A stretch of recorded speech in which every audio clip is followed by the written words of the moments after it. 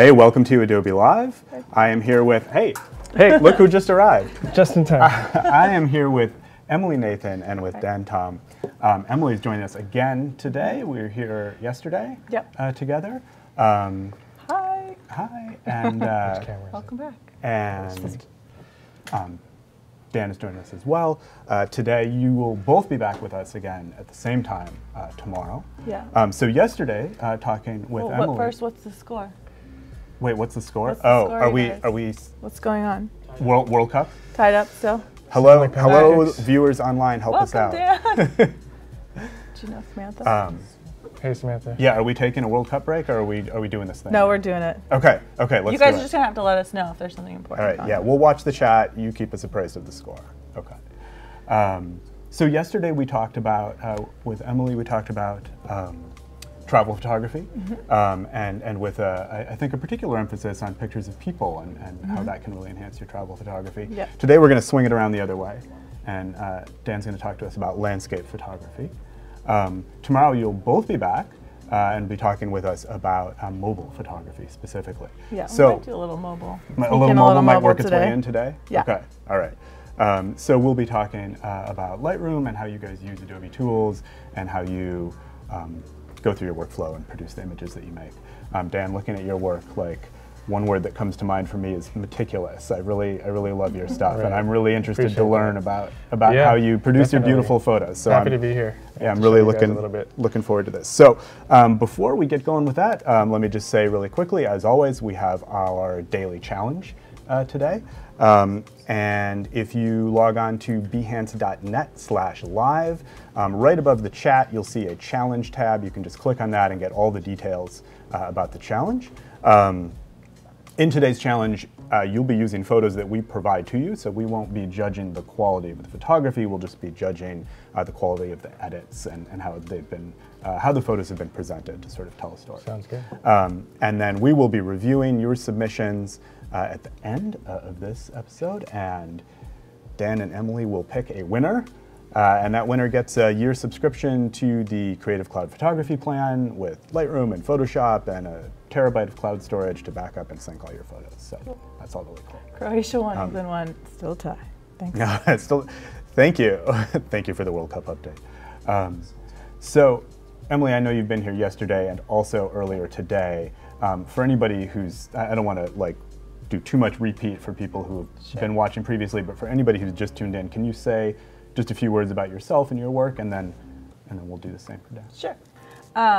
So I am the founder and publisher of Tiny Atlas Quarterly magazine, which is sort of not exactly a magazine at this point. We're a magazine, also sort of a micro agency, experiential travel sort of company, doing a lot of things that I started as a personal project. My background's commercial photography, editorial first, and then commercial, like advertising, and then after I had my son, I was looking for a creative project and did this big test shoot, which is lingo for a professional photographer working on their portfolio shoot, and spent a lot of time and energy on it, and then felt like, well, maybe there's something here. At the time when we started the magazine, it was like almost 6 years ago, and there wasn't that much in the lifestyle realm, in lifestyle travel. Like, there were a lot of blogs, but a lot of the bloggers were not professional photographers. I think now the landscape is really different. I don't think you could be like a blogger without having some serious photo chops.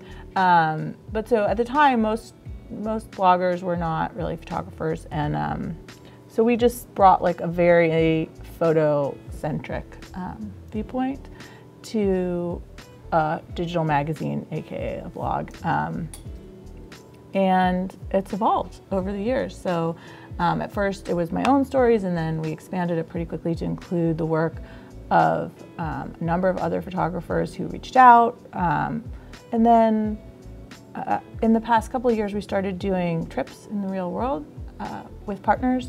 So the first ones that we did were in Tofino in British Columbia, which is incredible landscape. And the second one was in Tahiti, which is the first larger project we worked on with Dan, although we had worked with Dan on a feature from Chile before. So that's a little bit about Awesome. me. Thank you. So yeah, I'm going to be talking about photo editing. So Deb was on in the last one. Deb and I photo edit the features usually together, and I do a lot of the Instagram, although we have Lindsay who does a lot of the Instagram takeovers with different destinations. I do a lot of the main part of the account. So talking about editing images both for Instagram and for the website and for clients, I think it's interesting. Different clients have different, you sort of have different approaches to an edit. There's not like the picture. If you're going to show something on a digital magazine, it's different than if you're going to show it on Facebook. It's different than if you're going to show it on Instagram or in print. We have a book coming out for Tiny Atlas that Dan is going to be part of next spring, and that's another approach as well. Awesome, Dan. Can you tell us a little bit about yourself and your work? So I was born and raised in the city in San Francisco, so I'm a native. Which is rare for people in San Francisco. I actually am a designer by day, so that's my day job, and I stumbled upon photography about 7-8 years ago. I went to Kazakhstan with the church I was going to, and it was a mission trip anyways. I was assigned the role of kind of documenting the trip, and I had a point and shoot Canon camera, and that's when I kind of discovered, portraits work better in some shade versus like harsh light.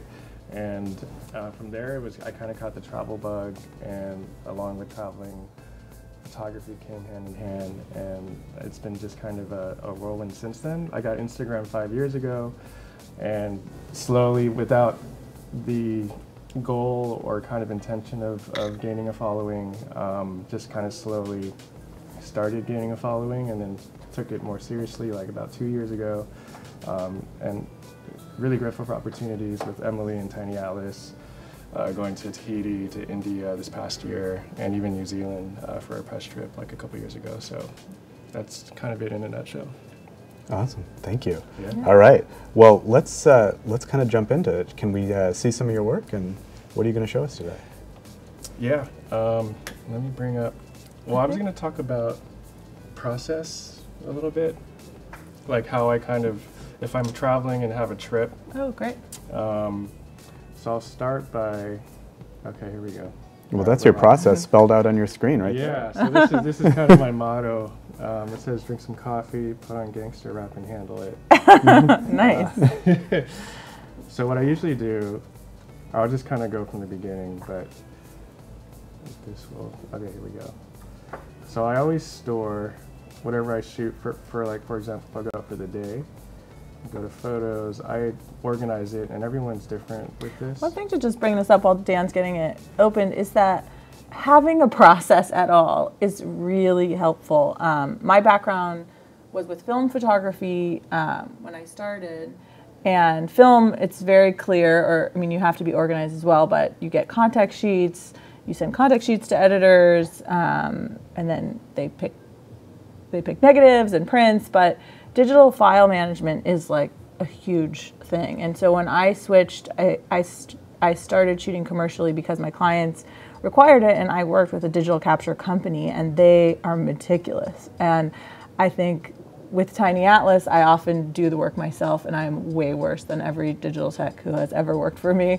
I'm the world's worst digital tech. But if you can come up with a process, any process, around importing your photos, renaming them, organizing them, and putting them away and backing them up, you will be like off to such a good start. And I think a lot of people forget that, and then it gets confusing, especially if you're shooting on location. Like, I've had so many nights with Tiny Atlas shoots, like falling asleep on my bed, trying to back up my files and remember what my process is, because I always had people doing it for me, so it's not really internalized. So if you're just getting started, develop some like basic process for yourself, and it'll get ingrained and make your life a lot easier down the road. And just to add to what Emily said, I think naturally no one really likes or enjoys to, name files or be organized on that front. But I think as you travel or as you shoot more, you realize how important that really is.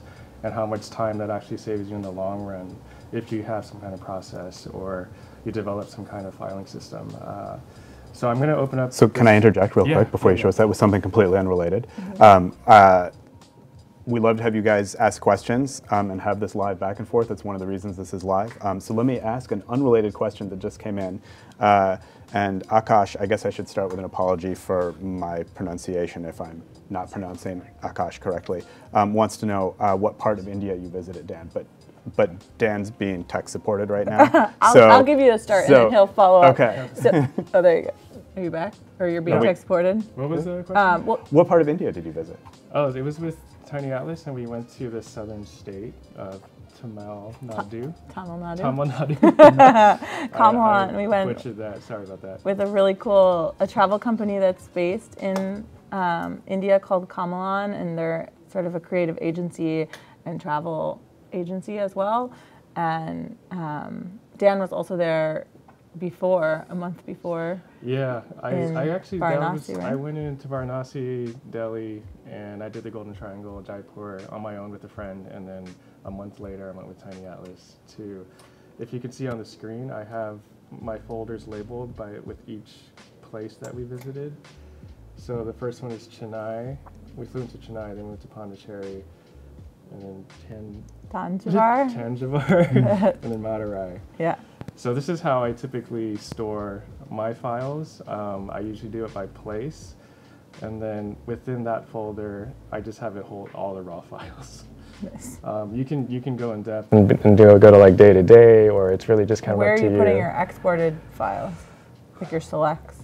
My selects are in Lightroom, so. You just have them, like this is just your backup? This is my backup, but then it took my external hard drive is linked to my Lightroom, so when I bring up Lightroom, I have all of these here. So if you go to the left side, I have them all stored, and Lightroom would just pull how you save it from your folders on the left side. So if I wanted to see the pictures from Pondicherry, like these are all the pictures that I have.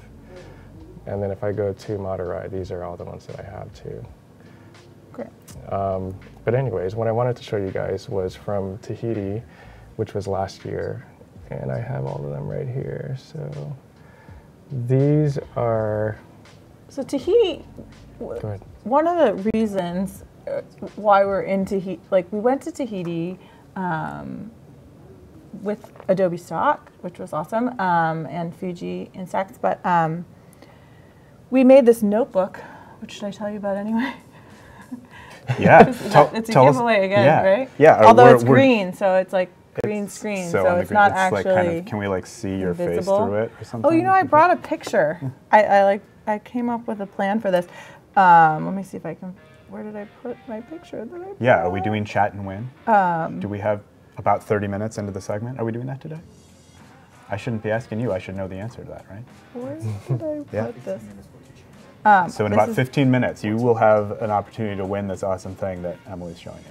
Oh, maybe it's just in Tahiti. There it is. So I have actually like a picture of the notebook, so where it will not become invisible. There's one. I thought there was another one. And there's an open one. Oh yeah, there's the open one. So this is like, that's a picture of it. So one side of it says draw, and one side says write, and there's one side that is, the draw side is blank and the right side is lined, and then there's really cool illustrations by Jim Mezzi, who's a really great illustrator, and I'll pull that up on here so you can see it easier. So this is in Tahiti when we arrived, and we asked our audience on Instagram like what they need in their travel bag, and then they gave us comments, and then Jim Mezzi like illustrated them. So that is the giveaway. And that notebook can be yours if you log on to behance.net/live and chat with us. Right, in 30 minutes. So we can go back to it. Minutes. But so Laura Rubin, who's the founder of AllSol, which is the company that we collaborated with on this notebook, she had the idea because there are two sides of the notebook to have two different pictures, and the pictures would be from different worlds of green. So there's the tropical green, sort of subtropical green. So we have sort of the fern world that represents subtropical, and then the tropical rainstorm here. And then she asked if we wanted to maybe collaborate on trips that would be in places like these. And so Dan wants to win. Dan wants to win. No, someone was asking if they could see the artwork. It? Yeah, Voodoo Val. This is for you. We worked with another company, so it was Tiny Atlas and Allswell made this. And then on the trips, we worked with a really great travel partner, Earth Missions. And we wanted to come up with destinations that were like incredible for photography. And that people would maybe not go to on their own.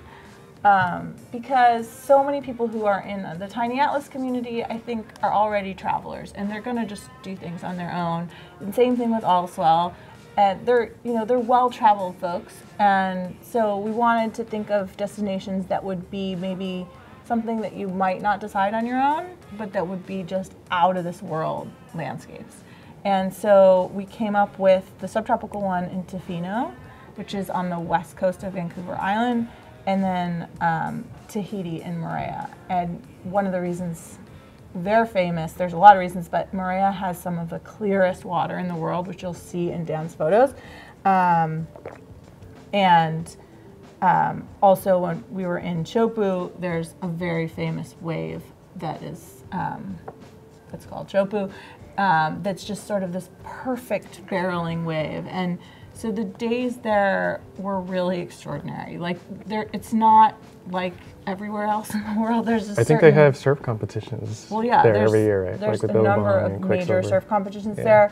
But this is just like the water in Tahiti. It's just incredible. It was amazing. And so we chose those destinations for because they're incredible destinations, but also because they would be incredible destinations to photograph. So that's just like one overarching thing about landscape photography, is like choosing where you're going. And then another major thing is sort of the production element, which is to be where you're shooting. So a lot of times with a larger production, but even people like you might want to stay in a nicer hotel and it's further from the beach or something. And but then you have to drive to the beach to see it. But in a place like Tahiti, the beach is sort of the whole story. And so we wanted to be on the water, like literally on the water as close as we could be. And it makes a big difference because if you wake up pre-dawn, you can just go outside and start shooting and you're going to get incredible light.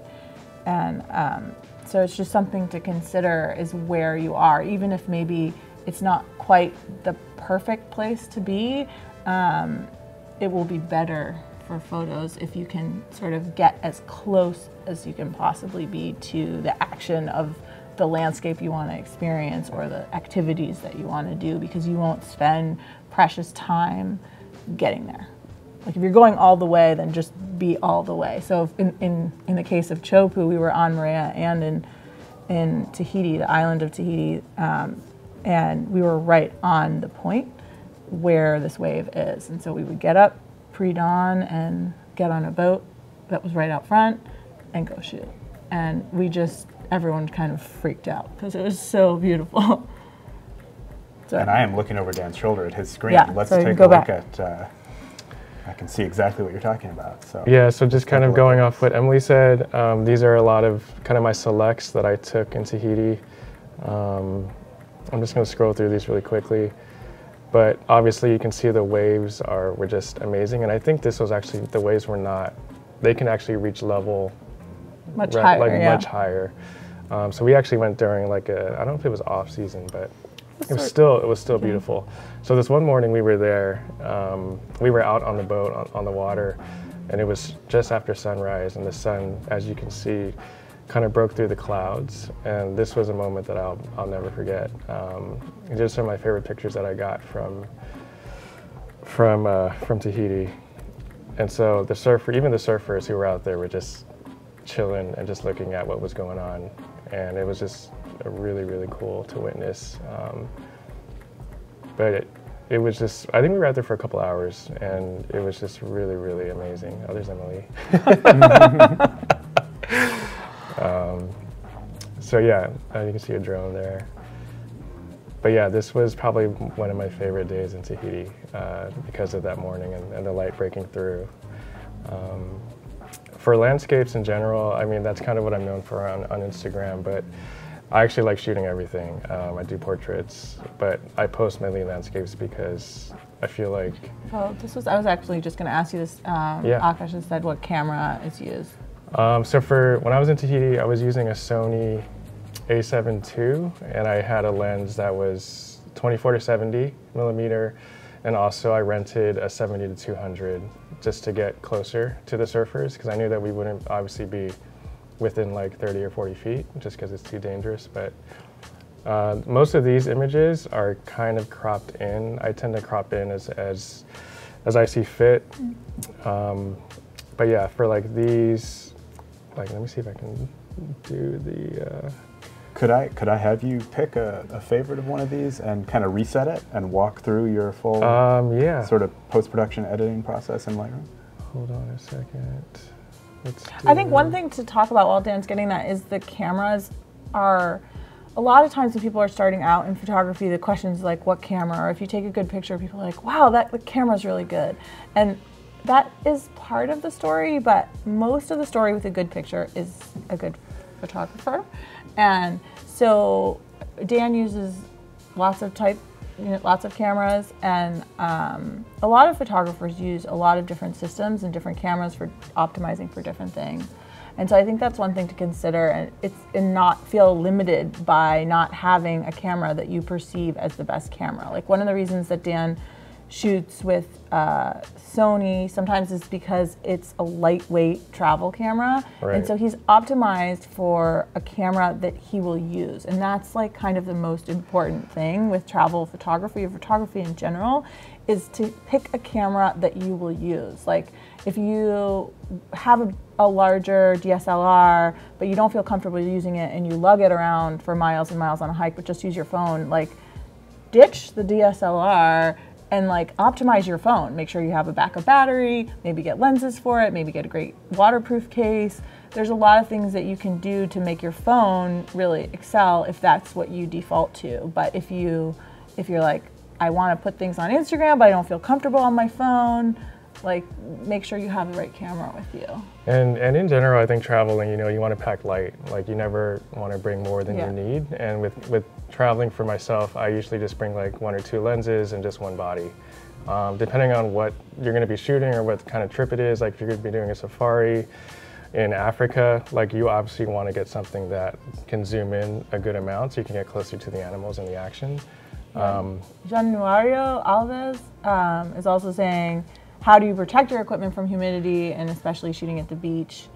Yeah, cameras don't like water and sand, even though photographers do. So I don't have like a case. I mean, I use often a Canon, and it's a pretty tough body. If you have a more professional body, it's going to be sort of ready for war zones and stuff like that. And so a lot of those bodies are pretty tough. Like the Nikon camera, professional level cameras, the bodies, I think it's worth upgrading to a body that's tougher, because it will protect against that.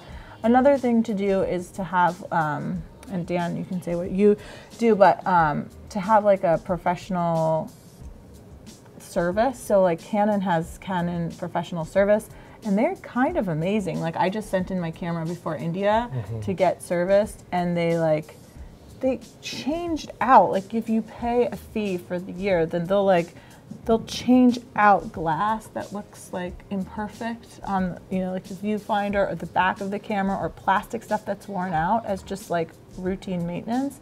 So that's like kind of an amazing little thing that you can do. And then bringing air and bringing a good bag that closes properly, and cloths to clean stuff off gently. But I don't know. Yeah, I mean, in like harsh weather conditions, if it's going to be really hot or super rainy or wet, heat is something that's going to be hard to kind of get around, just because most cameras are made out of metal, so they're gonna heat up when it gets hot. And if it's going to be rain or cold, you can actually get like protective gear for your camera. Like when I was in India, I was there for the insane kind of color festival called Holi, and they were spraying water and colors everywhere, and so I bought like almost like a almost looks like a raincoat for your camera body. Nice. But you can get those for like 20 or 40 bucks off Amazon, and it actually has like a cord that kind of like sinks in, so you can really protect it, and just your lens area is kind of exposed. But most bodies, if you are in the market for a camera, I would make sure there's a difference between like weather resistant and like, I think the other term is weather sealed, or and weather resistant is a little less like, it's okay against some light rain and water, but weather resistant is a little more like it's a beefier body typically, and it's better under different conditions. There's somebody saying weather resistant. Yeah. I mean, another thing is also, if you're shooting professionally, like a professional photographer, you shouldn't have one body when you're going on a large trip like this to India. Like, you should have two bodies. You should have you should have different lenses, so that if your favorite lens, you know, maybe I shoot prime lenses, but you would have, if you don't have two sets of prime lenses, maybe you would rent another one, or you would, or you'd have like a zoom lens that has the focal lengths that you like within there. Yeah, and prime lenses are fixed focal length, so Yeah. like a 50 millimeter, 35, 85. Faisal saying Canon or Nikon, which I purchased, it really doesn't matter. Like, they're both so incredible. Both systems are incredible at this point. Nikon has historically, in the past number of years, been really great with really low light. But the biggest difference is just sort of the controls, I would say, and the lenses. So the cost of the lenses are probably similar, but if you have Nikon lenses and you're happy with them, you probably want to stick with Nikon rather than ditching all of your lenses or selling the whole system. And Akash is asking if you guys ever use lenses on your phone. I have. I used the moment lenses Yeah. like back in the day. I think maybe like 3 years ago, and they have like a fisheye lens and then also like a macro lens. I used Moment and those are really good. in Cuba, the wide angle Moment lens, or not Cuba, in Tahiti, and it was, I mean, Tahiti is just so pristine, so as wide as you could go. You can get like an extra mountain chain in there, you know, like you can pull in a lot more sky with one of those wide angle lenses. And the phones now have, you know, the iPhone and the Google Pixel have the portrait modes that are pretty solid in the newer phones, but I don't think any of them really have that extra wide angle lens that is really great for landscape. And now it's time for photography. somebody to win that awesome notebook. Cool. Chat and win. Okay. We have like a 1980s style video game animation, All right. intro screen. We have fireworks going behind us. Yeah. Except it's not July 4th anymore. Oh. But they're still shooting off fireworks in my So neighborhood. people just have to to win right now, you just have to type anything in the chat, right? Anything in the chat. Anything.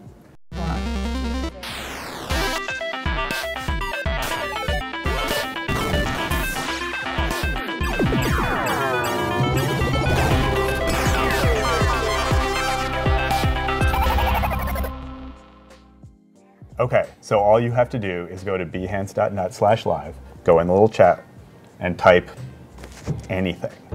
Like anything. Well, I mean, something nice, maybe. Like your cat's name, hello to our awesome photographers, bang your head on the keyboard. Right. Photography. Anything you do. Here, we'll tell you. We'll read out some of the things we say. How do you start making money with photography, especially? Suzanne, I did say a notebook, but it's like a notebook, I feel like not Rachel's a killing computer. it. She's doing the most. Can you game the Your system cat's if you? name. Oh wait, what was the cat's name? Prizes. Hello. Taco. I see you, Notebook, Rachel. please. Paul. We got a lol. Jake Light. I didn't Hello. mean literally type the Jake word. Light, Your I have cat's Dan name. Tom. Like, do you have a Hello, cat? awesome photographers. So, Oh. we have a winner. Rich. Rich Cornwell. Are All you right, there? Rich. What did Rich type? Did I wonder? Turtle. Lucy Turtle, that was a good one. So thanks. Rich has won All right. the notebook. Awesome. Cool. He Rich, says- where he are says- you He says thank in you. the world? Yeah, where are you? I Rich? love that the Adobe audience is so global. Tiny Atlas audience is global, but Adobe is obviously a dramatically larger company with a dramatically larger reach, so it's cool to see people coming from all over. So if you didn't win a notebook, you still have a chance to win during this section, the Creative Cloud Photography subscription.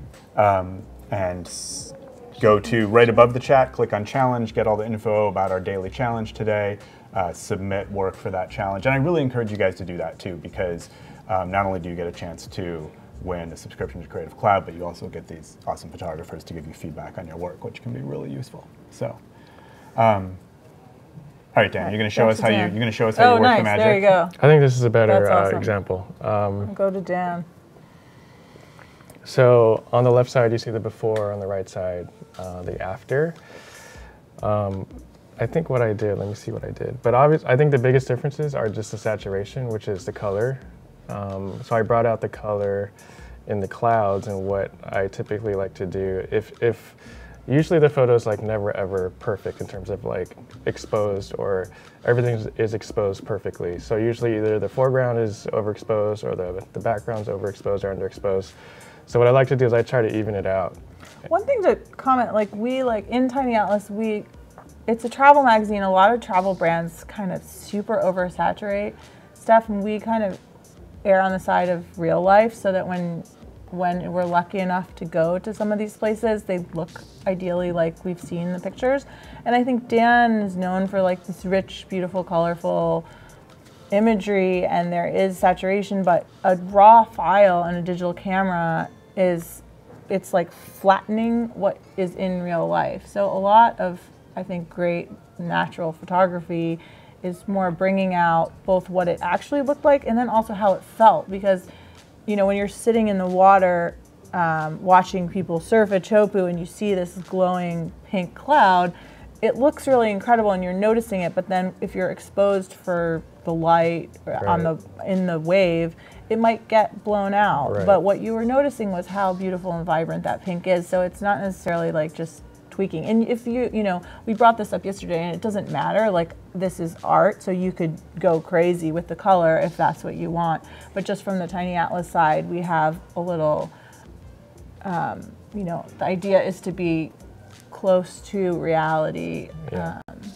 And I think it's just working with what is already there. I don't try to create anything necessarily new or try to alter the image too much, but I will try to make it look as best I can, or as best as I felt like it looked like during the moment, and to try to tell that story with my photos. So for this example, to me the sky, I remember like what Emily was alluding to, the sky was amazing. It was like orange, pink, and it was like the last light of the day, but the waves were a little less, they were kind of in the shade, as you can see. So what I did was I tend to use this tool. If you look on the right side where my mouse cursor is, there's different ways. This is, I don't know what this tool is called, but if you click on this little box here, it's linear gradient? The gradient tool is what I call it. And if you see, I have all these dots here. So what I did was you can actually set, and just for the sake of this little example, if I wanted to underexpose or bring out more of the sky, I would just, this is really dramatic, but see how I adjusted the exposure? You can actually turn down the exposure and kind of bring out, you can either overexpose it, or if you go under, there's information there captured in the raw file that you can't always see. So if it's blown out in highlights, versus like if you shot it in the JPEG, if it's white, it's lost. If it's raw, their information is still there. You can adjust the exposure, which is the best thing about shooting raw, because it's a higher quality image, and you can bring out the highlights a lot better. So where did you start with that? Just in that tool? So you can, so the cool thing Somebody is just said that Croatia's up 2-1. Thank you. So you can kind of vary how gradual you want the gradient versus how intense or drastic. So if I wanted, like say for example this, just for if you want to look like the world is ending, like it's doomsday, versus, so it's really useful, and I use it a lot for skies, for foreground and background. Cool. Plus within that tool, you can not only just adjust exposure, but all of these tools on the right side, contrast.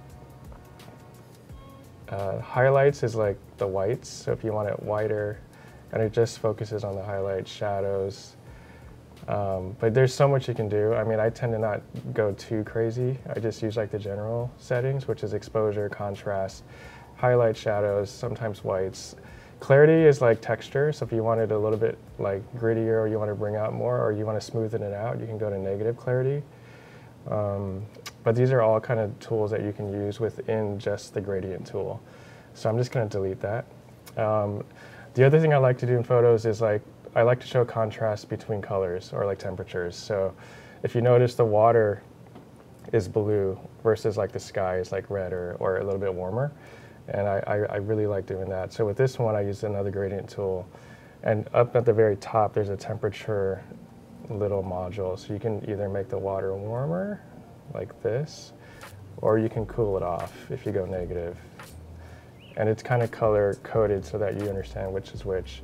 I don't mess with tint too much, but if you want it to be really cool, which doesn't look real to me anymore, but you know, these are just minor adjustments that I feel like you can really get into detail as much as you want and really impact your photo.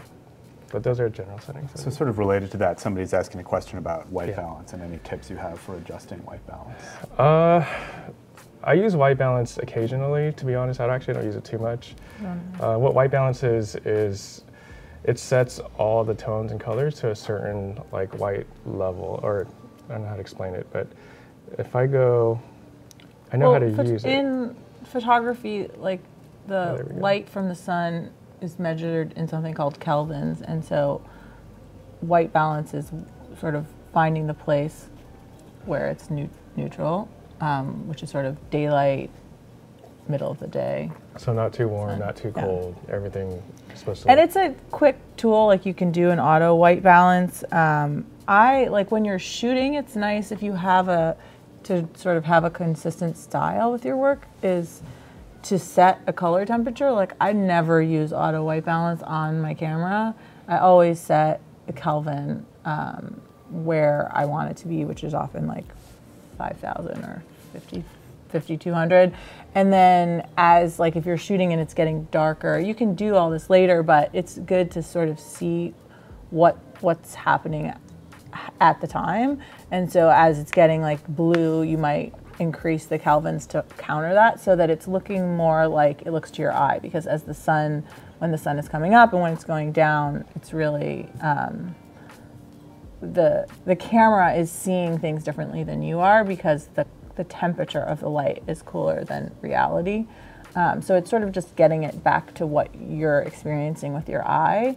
But then you can look back and see like if you completely correct it, it won't look like you saw it with your eye. So there's sort of finding the balance in white balance between what you're experiencing and then what's happening. So if it is kind of twilight, cool light, you might want to keep it a little bit bluer. But then if you have people, then it gets into like masking them to take off that like cast to a person to pop them out of the background.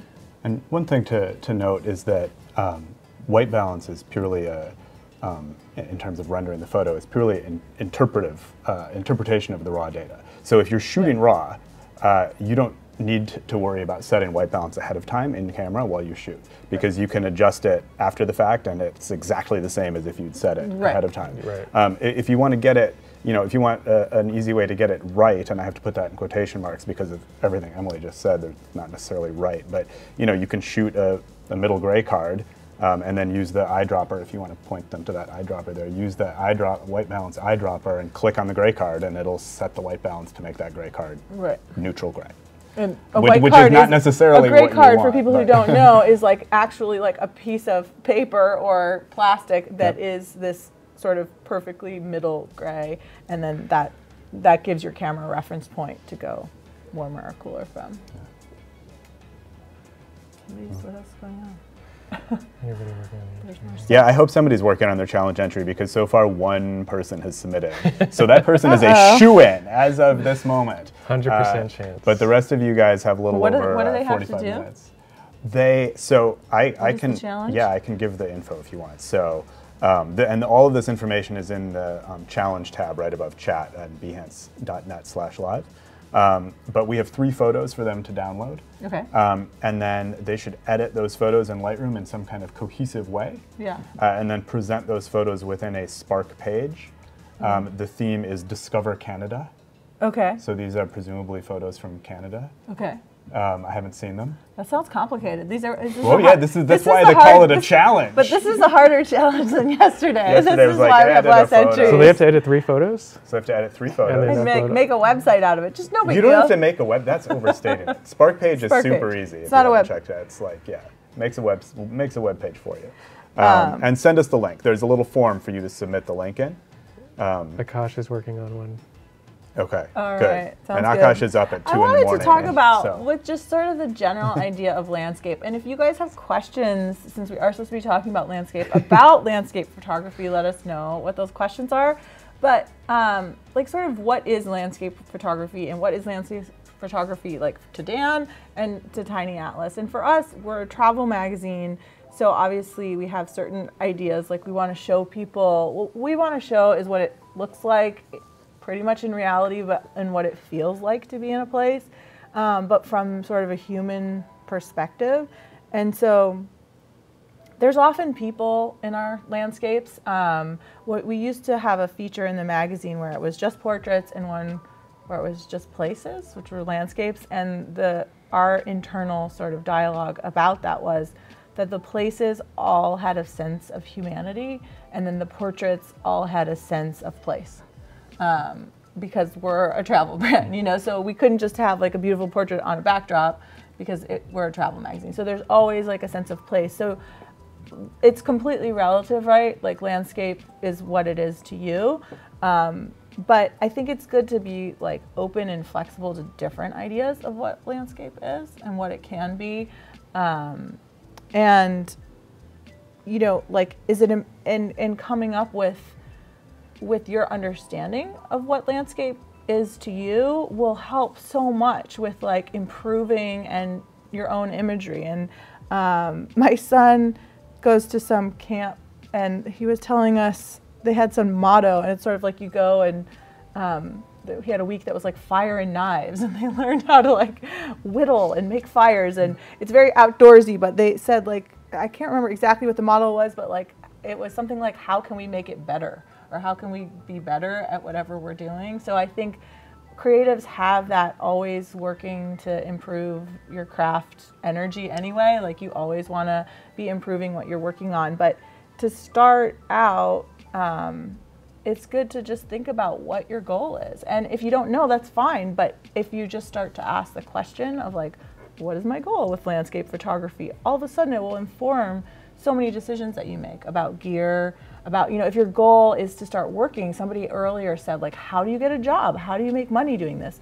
It's really important to like figure out who you want to work for. And do you have the work that type of client would hire someone for? And if you don't, that's like your starting point. Croatia won. Croatia won. Oh, wow. Croatia. Croatia's a beautiful country. Croatia and France. France. Huh? But not tomorrow.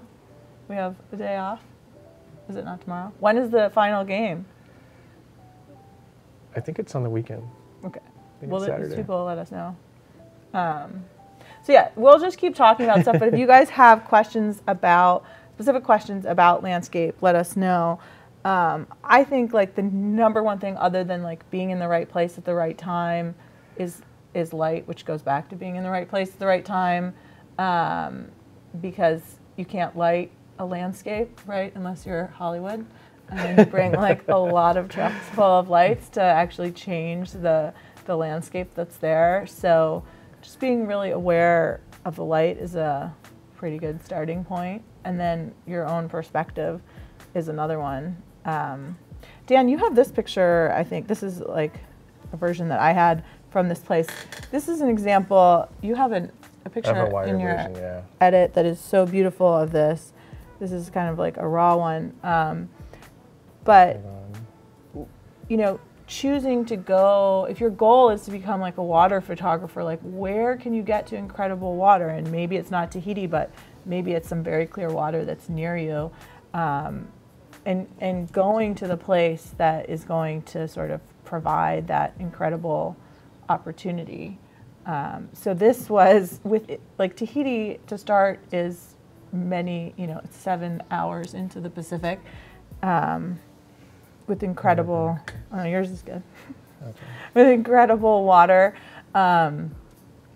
But from Tahiti, we took a boat out to an atoll where there's basically nothing but birds. And Obama was there too. Obama happened to be there. Birds and we were Obama. there. We were like, can we meet him? And they're like, no, you can't meet Obama. But it was unreal. Like, the quality of the water is unreal, and so that's going to lead to incredible photos. But maybe you talk a little bit about, like, I mean, you're not doing that much, but maybe you talk about, like, what you're doing to optimize. Like, there's different things to optimize for. So if you're really interested in water, probably, like, mean, start like, to editing? learn. Yeah. Okay. So like Emily said, the water was insane. And specifically, I didn't actually do much cropping wise or editing in terms of like, but I think the biggest difference you can see in the before and after is the sky.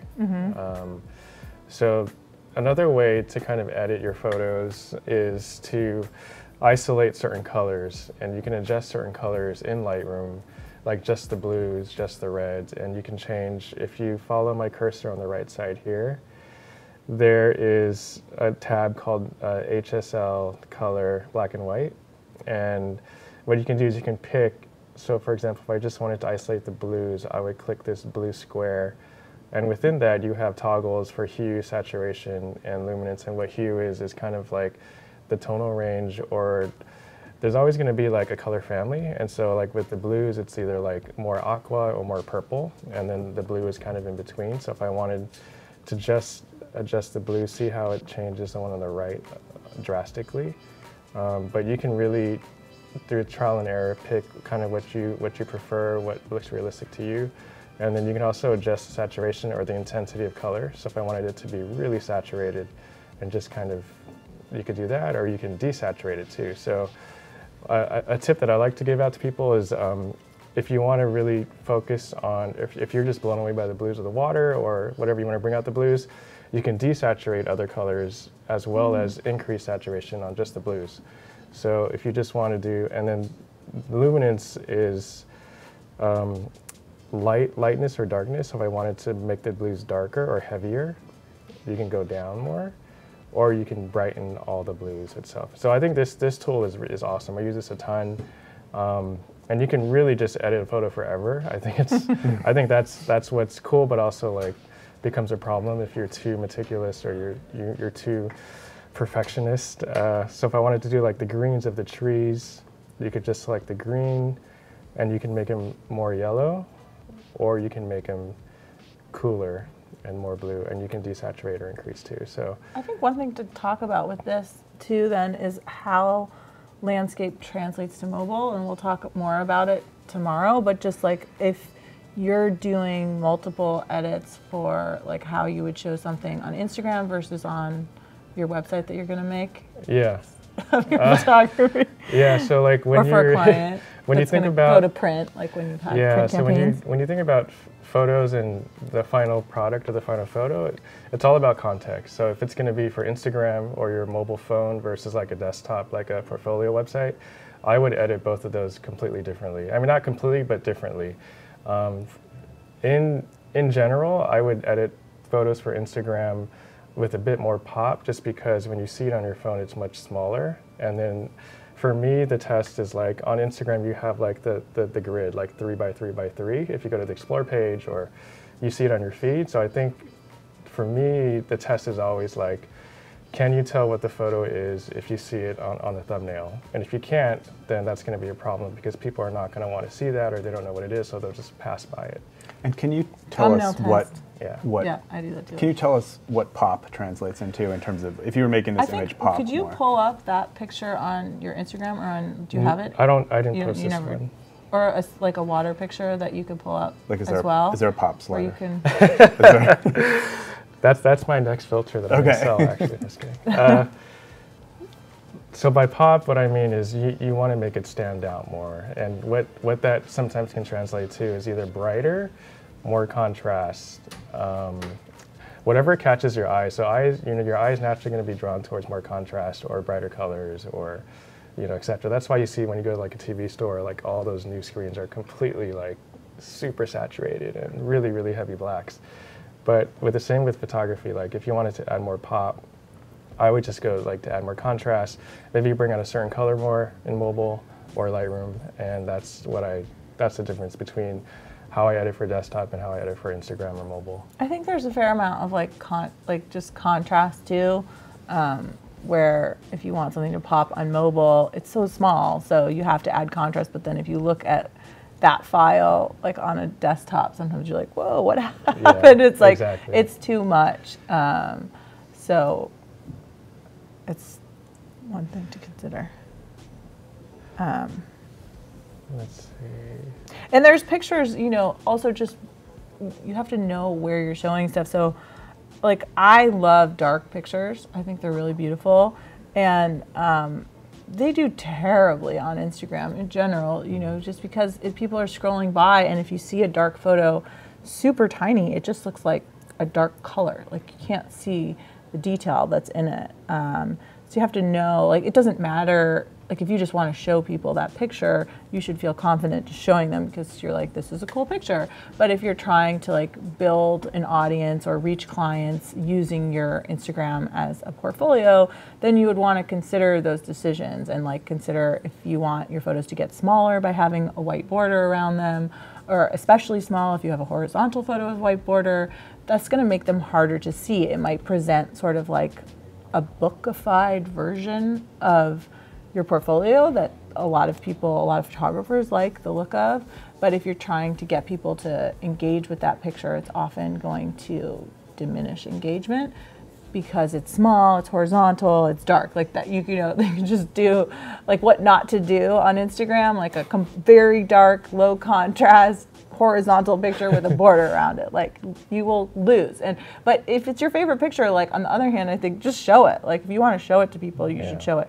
But if you want to optimize, that's something to consider. And so like Instagram is a vertical format. So like when we're having people go, like Tyson went to the Azores for us recently, like we want those pictures, we want to tell the story. Like we'll often do a takeover where we'll show a whole group of images and we can be show a bigger breadth of the place in that story. But then we need sort of a cover hook image or two to get people to stop scrolling and pay attention and then go look at the story. And so we try and have those images that are introducing a new destination be really exciting and interesting and work well for the medium. So Instagram is vertical, and we will put a horizontal picture if we just love it. Like we just go for it. You know, you have to like do you. But on the other hand, if we really want people to engage because we think there's a lot more in the story that we want to share,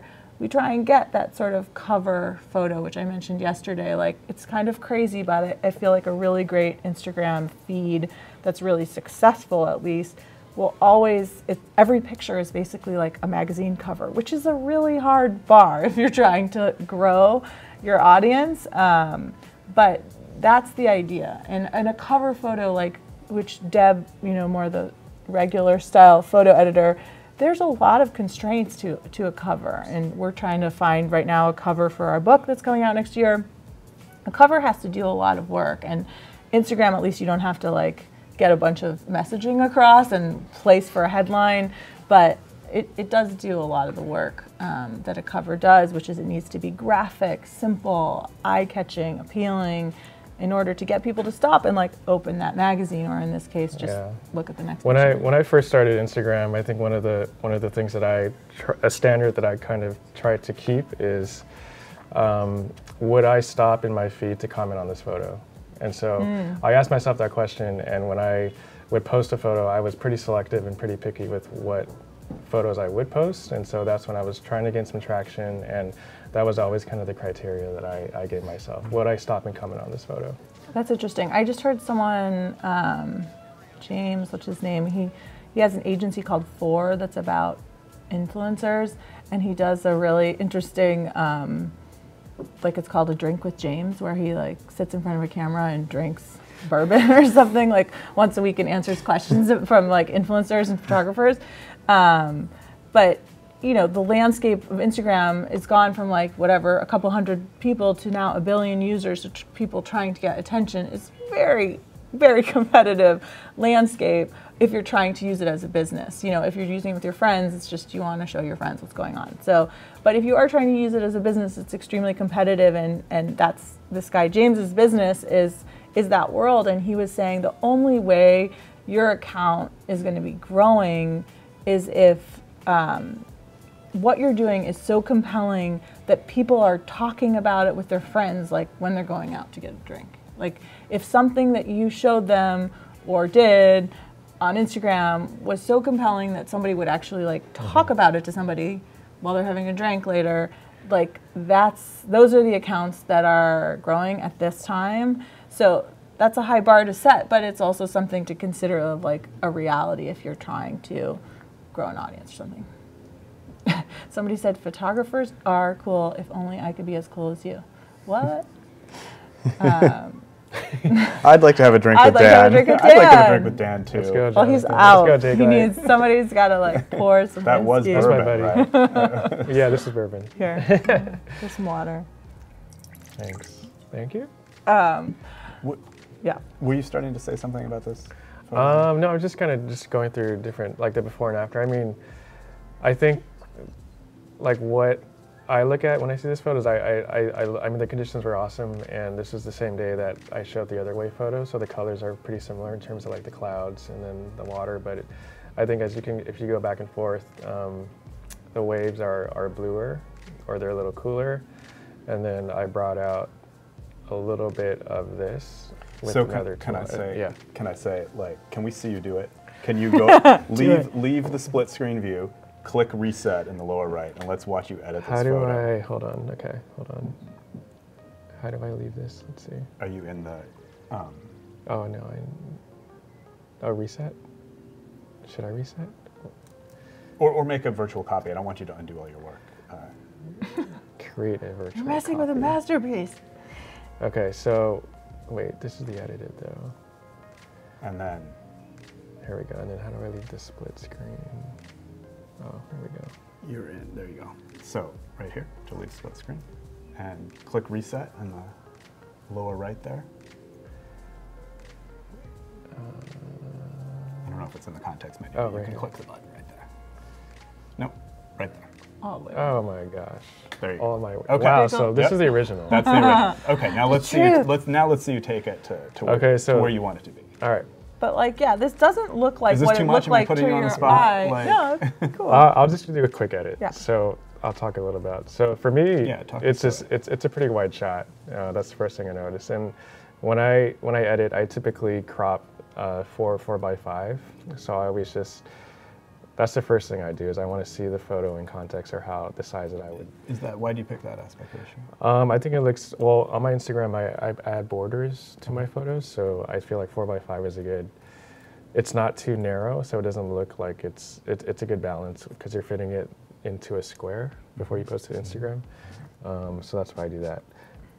To me, what I like are the clouds, obviously the surfer, and just kind of the barrel. So for me, a lot of people, I feel like a lot of photos in general on Instagram are wider than what I would normally prefer, but that's just me. And I get it. Like when I first started too, I shot really wide and it was just all about the view. But as I shoot more and as I have a little bit more experience, I think cropping and leaving out stuff that's not needed is super important. Because if you within the crop. Tyson yesterday too was like, we were like, what's the first thing that you do? And he's like, I crop. Yeah. So I think that is also like coming from people who are doing a lot of their work on Instagram. Like if you come from, like my background is film, and Ashley, who is the moderator with Tyson earlier, like her background was also film. And so like when you're a film photographer, you try and crop in camera. So you're like coming to what you want in camera. So I don't crop my photos very much at all because I'm trying to crop them in camera because I shot film for 15 years or whatever. But I think people who are more digital native, it's like how you start. Totally. It's interesting. And for me, if you look at what's in the crop square and then what's left out, I feel like it still tells the same story. Like this versus like the full still has exactly the same content, but I think this focuses more, you know, on the clouds, and so I would crop it first. What I actually have at my disposal is I have a bunch of VSCO filters, which I have purchased, and so I typically just kind of run through and pick one that I might like. In general, though, I feel like VSCO filters are a little too contrasty, but it's a good place for me to start because at least it sets some things, it has some different tones, it has a certain feel that I might like, and then I'll just tweak it from there. Someone is saying, do you use Lightroom Creative Cloud or Lightroom Classic? Or you're using Classic, right? Yes. Yeah. And I have, so if you CC. want to toggle between the two, I have Dan's work up on mine, but on Creative Cloud version, and Dan has the older version. As an Adobe employee, I need to correct. It's not older. Oh. Well, it is. They're both updated. It's older in the sense of it came first, Right. but they're both still continuously being updated. Yeah. I, for a long time, was using on my desktop just the desktop version, and it felt disorienting to switch, Alexandra. But I did just switch, and it's it does feel like I'm enjoying it. Like it feels like a little more immersive. What's the difference? There's The big difference between these two? It's just how it looks and how it works. So like here's, if you guys go to my screen. The grid. The grid, well there's this kind of website-y grid versus that grid option. And then where the controls are, so it goes full screen, kind of easier. And then if you want to edit, the edits here. Mm-hmm. And then if you want your presets, they're down here. Oh, so it looks simplified. And yeah, it's kind of nice. The biggest difference at a functional level is that in the newer Lightroom CC Creative Cloud version, everything that you bring into it, all your full resolution original RAWs are synced up to the cloud. Oh yeah, which and is so your entire Lightroom catalog is available to you on any computer or on your phone. So so everything that's in there is also on your phone. That's cool. Or if you just sit down at another computer. Is it unlimited space? It's the it's the base level is 1 terabyte. And then you can go up from there if you want to. Gotcha. Yeah, so I guess I'm not connected on my phone, but I have Dan's photos here.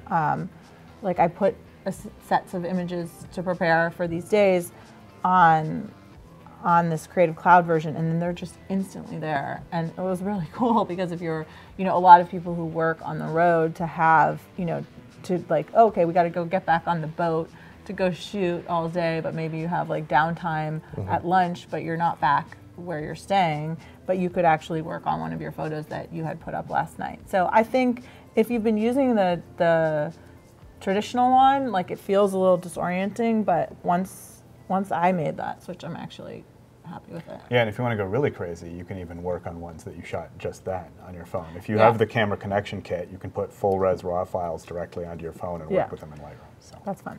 Good to know. And you do, like if you're doing, anyone who's sort of like a travel professional nowadays, there's often, if you're invited somewhere, there may be some posting live requests that are happening, but you're busy and you're running, and so having stuff that you can just edit on the go is great, because having to wait till you're done, especially if you're with like a group and you have a group dinner or something and you're not done, you've been going all day and you have a dinner and you're done at 9, and then you're going to go back to your room and you're going to download stuff and then start getting your Instagram post ready to share because you're on a trip where you're supposed to be sharing. That's exhausting. So it's it's cool. I mean, this also does all require Wi-Fi. Some kind of internet connection, yes. Type of internet connection. And often that is not the case in really far-flung places, which I think is a good thing about those places. Like if you're in a place that you have really bad Wi-Fi, that's probably a good sign that you're somewhere good. Yeah, and I should clarify, you can use the application on both desktop and on your phone without any kind of internet. Yeah. But in order for them to sync back and forth between each other, because they do sync all your work. You do work on the phone, it syncs to the desktop, and vice versa. Right. In order for that sync to work, you do have to. Yeah, and so all of that is a little out. We lost our audience. Our audience disappeared, or at least our chat stream disappeared. Yeah, they're probably still there. They're there. Are you guys there? We can't see you anymore. Well, I guess I'll just continue editing this, or should I? Yeah, I think they're there, and we just lost them. Okay. So. We feel alone in the world. It's really so back to this photo. Yeah, so what I did is I'm just going to go with this filter, which is a Kodak Gold 100 Vibrant. I kind of bounce around a lot. I don't have a particular filter that I use all the time, which a lot of people do. But for me, if I zoom in, it's a lot of the VSCO filters are film kind of, they're based to emulate film, so there's going to be some amount of grain. And depending on your personal preference, I don't like a ton of grain. So I'm just going to go down to the grain and decrease the grain a little bit. Just give it a little smoother, cleaner effect. The one thing I would say is that I feel like the guy and the wave art are slightly underexposed. And I'm not saying I want to bring it like crazy exposed, but I'll use the gradient filter. And I'm just going to brighten it and bring it up gradually like this. And see how you can control where you kind of want the light to stop or where you want. And so I try to keep it realistic, and I'll just bring it there. And then the other thing too is to bring out the guy. There's another tool which this is like almost like a brush, but similar to the gradient tool, you can adjust the exposure and all the same settings just for this cursor brush. And so I'm going to bring up the exposure and contrast this a little bit, and I'm going to just brush him and see how he's already kind of stand out just a little bit, but that makes a big difference. And so that's kind of, in general, how I would do a quick edit on this photo. And then maybe I might export this to my phone and then finish editing on my mobile before Instagram. Somebody wants a borderless grid in Creative Classic. We can't help you with that, but maybe somebody in this building can. What are the VSCO presets LUT based? What does that mean? Like a LUT is a lookup table. Yeah, what's a LUT? I can answer that in the vaguest of terms. A lot of VSCO presets do use camera profiles as part of the preset. I don't think that, until very recently, I don't think that camera profiles could contain LUTs. In the most recent version of Lightroom Classic and also Lightroom CC, there's a whole new kind of profile system, and the new profiles can contain LUTs, and there are third parties such as VSCO who are making these new profiles. So as of about a month ago, VSCO, I believe, is now starting to make presets for Lightroom that do use LUTs. All right. Maybe, Dan, this is another one. We had yesterday in some of the things that people were editing, like there's a lot of sunsets and then trying to figure out what to do with sky and clouds.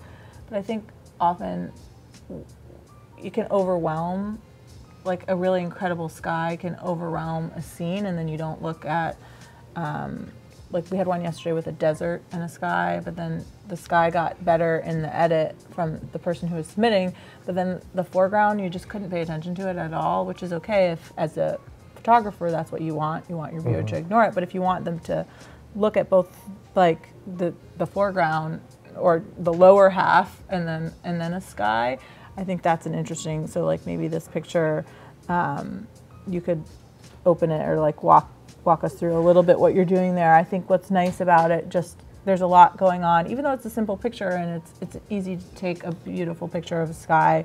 I think it's edited really nicely. This is, but this is a picture that could happen in a lot of places, but I think just Dan's done a number of things that like make it interesting. Like there's this we have a couple, shape in the foreground. We have a couple of questions. Yeah. Sergey asks, is it helpful to work with the white background? I like working with a white background because usually the photos are going to be seen with a white background. So I add white borders to Instagram when I post, and then also on desktop, most websites are white. So it's just good to see it in that context.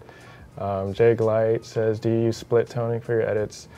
I don't very much, but I'm going to get more into it. I have a lot of friends who are photographers who use split toning, but I particularly don't split toning. Do you want to show people what that means? And I actually don't know.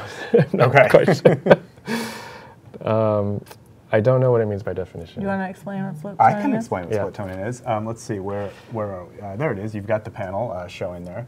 Are we looking at Dan's screen? Yeah. So that's split toning, and split toning allows you to apply a color tint to the brights and a different color tint to the shadows in your image. Okay. It's just like in Visco, you would see it as a highlight color. Yeah, and the shadow color. And it also allows you to choose what that midpoint is between brights and highlights, so where the balance falls. So the most typical kind of usage of it would be maybe you would give highlights kind of a warm cast and shadows kind of a cool cast. Sure. That kind of thing.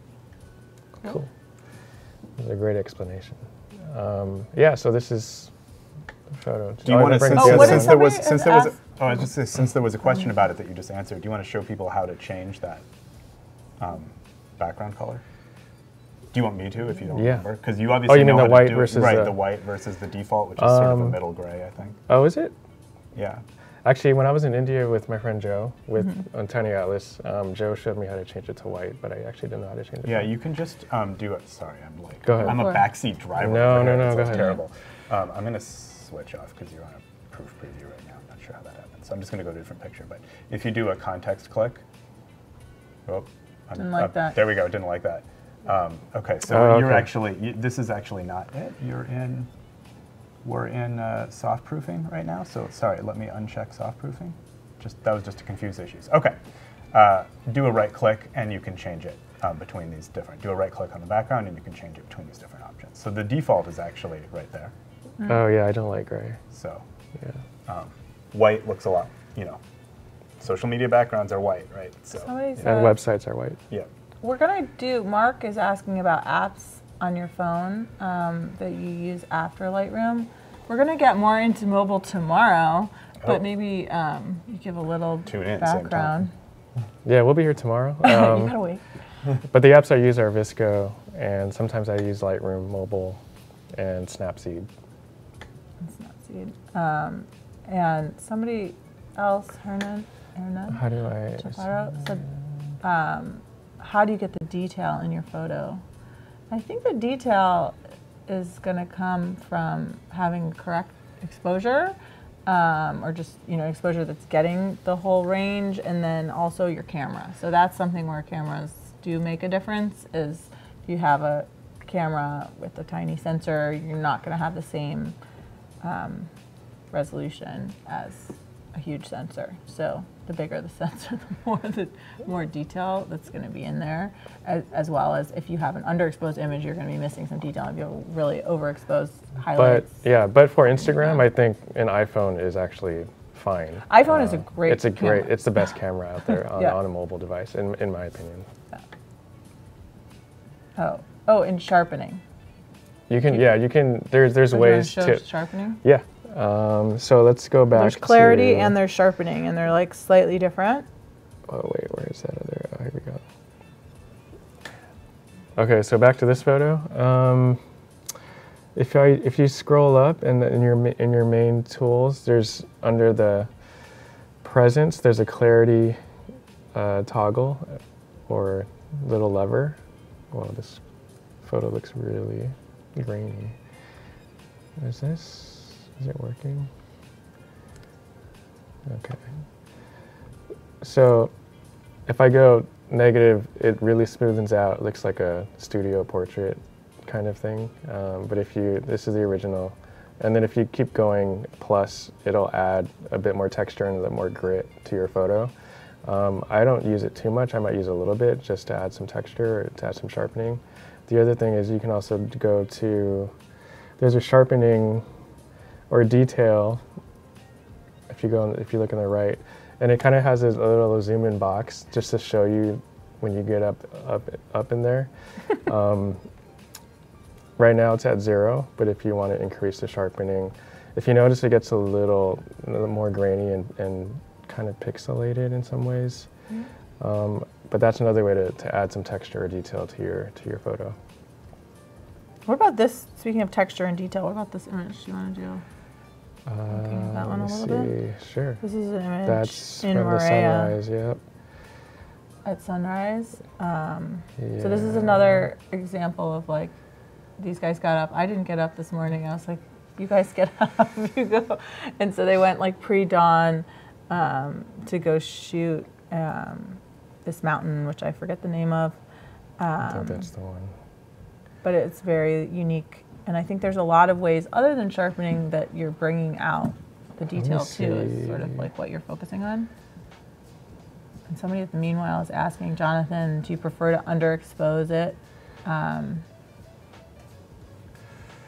Do you underexpose and lift the shadows, or overexpose and darken? I tend to, Jay Glad, I tend to underexpose. I feel like I like to see everything, and usually the shadows are never like black, versus like if you overexpose, it's completely hard to tell exactly what you're missing. Oh, and somebody's also saying backup. Do you guys use hard drives or some other cloud service? Definitely hard drives first, like especially if you're a travel photographer. There's a lot of cloud that's not going to work if you're in, like we barely had any internet in Tahiti. So it's great to use cloud for like, you know, your second, third, fourth backups when you get back, and for archiving when you have time and bandwidth for it. But when you're traveling, you want not just one hard drive, but multiple hard drives, because hard drives go bad. Going back to like earlier with someone was talking about humidity and stuff like that. Like my camera in India, it was so hot when we were there. It was the beginning of like the hot season. It was like 100 degrees, and my camera just freaked out at some point. And I just, we had a bus that had really good air conditioning in it, and I just like held my camera over my head, so it was like right below the air conditioning, and gave it sort of a timeout, and then it came back. But yeah, it was not happy. And most cameras will actually out. just shut off. Like I have a temperature thing. Once it hits a certain temperature, it just will not. It'll just shut off and be like, you need to just cool it off. Yeah. And just one more thing on the backup question: if you are using the Lightroom CC, and you have internet, then everything you import is backed up to the cloud. Yeah. But that doesn't negate anything that Emily just said about having 47 other backups. Yeah, or two, or two, you know, or maybe. two. It's the rule of thumb is you have one less copy of your photos than you think you have. Yeah. So if you have one, that's actually like having zero. Right. That's kind of well, and like I also too, like if you're just running or if you're just too tired to back up, keep it on your card. Like have extra cards and just have enough cards to go through a couple days or a whole trip if you're really worried and it's all going to be there. But cards also go bad, so it's, you know, you want to back up when you can, but that's an extra backup that I'll often do instead of like a third drive when I'm traveling. Is I'll keep, especially like my favorite day or whatever, just like put it away. I think it's good to have a backup in at least 3 places. So either on your card, 2 external hard drives, or a cloud, or any kind of combination of those. And like when you travel, you might like keep, like if you're checking some hard drives, then have a hard drive in your carry-on as well, so that like if you have a lost bag and you dumped your hard drives, and so you don't have to carry them in a checked bag, that you have the photos with you. So I want to hear about this photo, but before that, I want to give one more plug for our challenge. So you have 9 minutes left. Do we have any entries? We have 9 minutes left for you guys to submit. We have 5 people have submitted so far. Oh, 5. Only 5. So your odds are still good. 126 current viewers.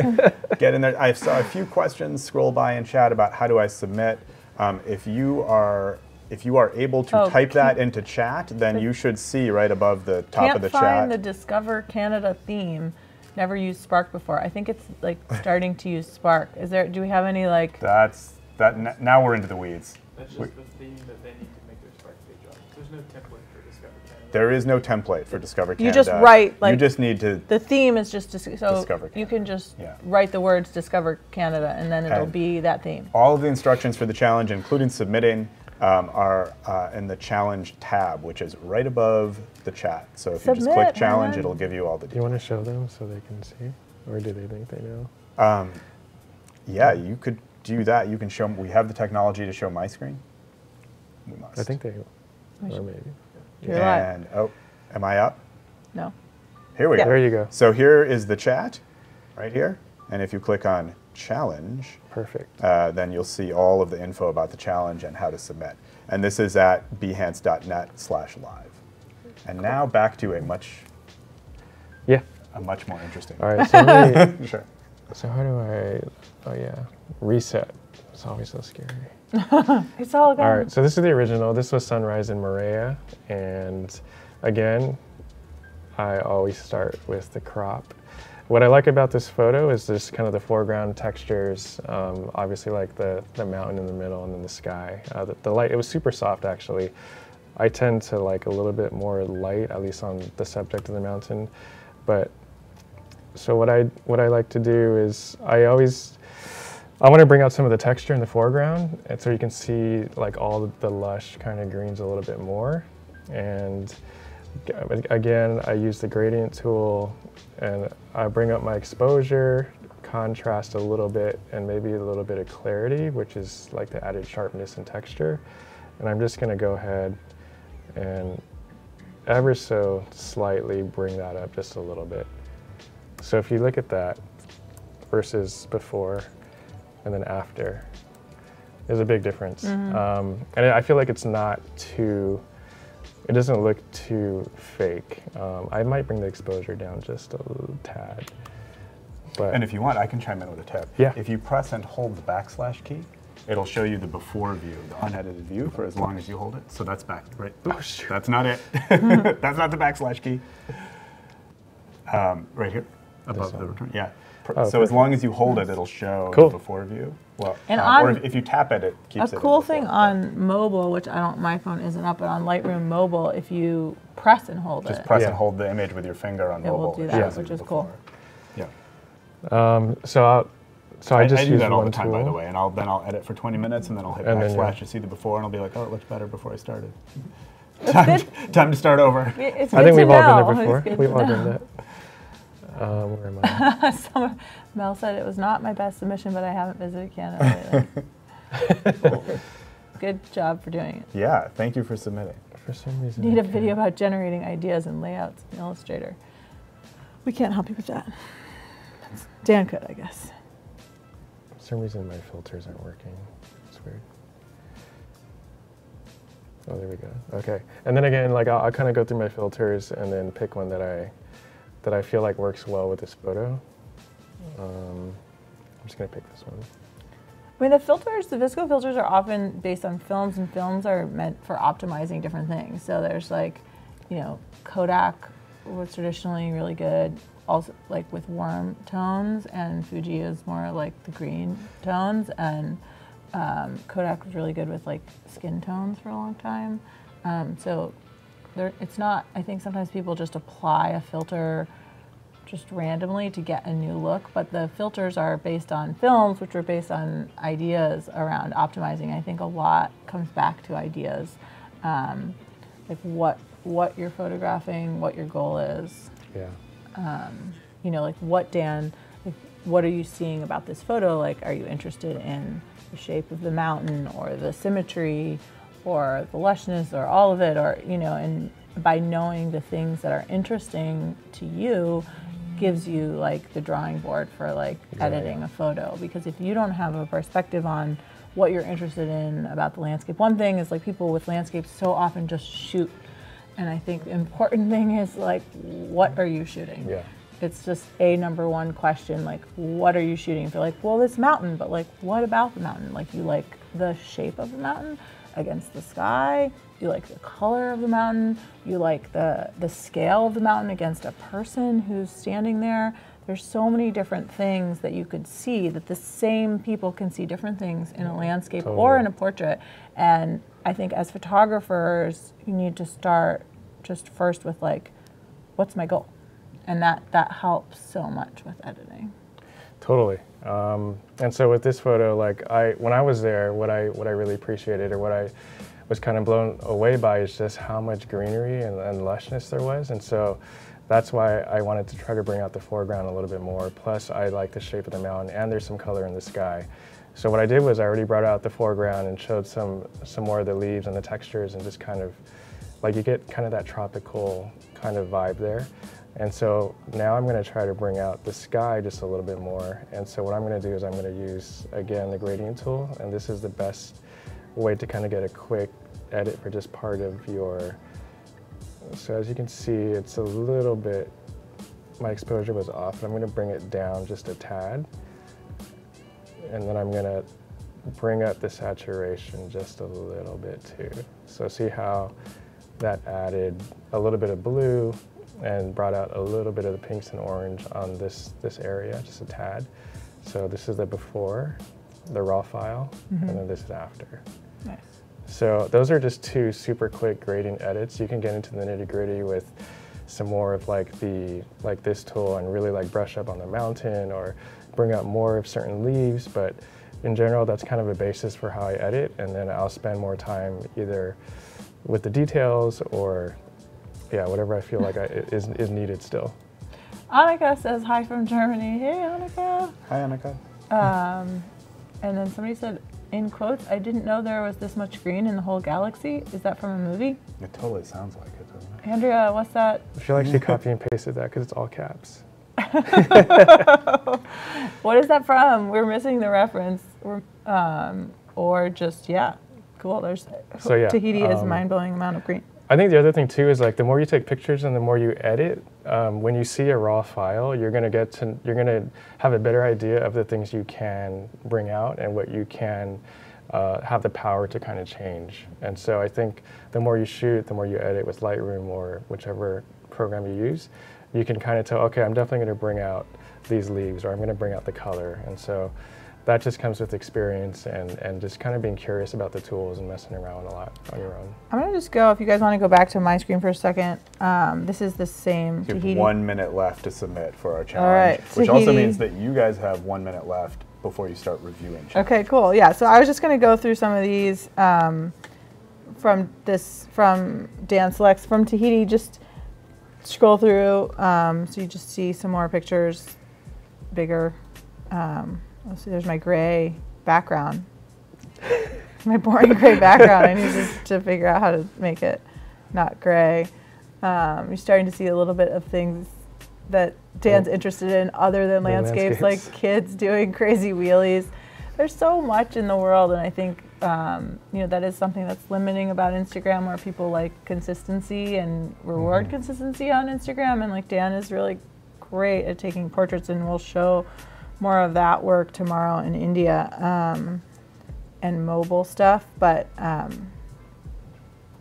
you should, I think, I don't know, feel free to do what you want and learn about what you want to learn about.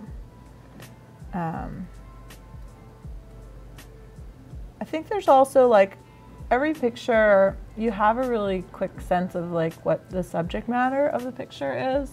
So like sometimes if you look at a landscape, you kind of don't know where to look. And looking at these pictures, you can tell what Dan is looking at. Like you can tell what's interesting to him about the spray and the backlit spray in these photos in the landscape here, about sort of the connection of the surfers with what's going on in the sky, as well as this incredible light from the sky. And here, like shallower depth of field on the surfer, like you know where to look, and you know what he's looking at. And I think that makes a really successful image, is when you're telling the viewer what you're looking at and drawing them to what you're seeing or wanting to bring out in a scene, or what you just actually witnessed happen.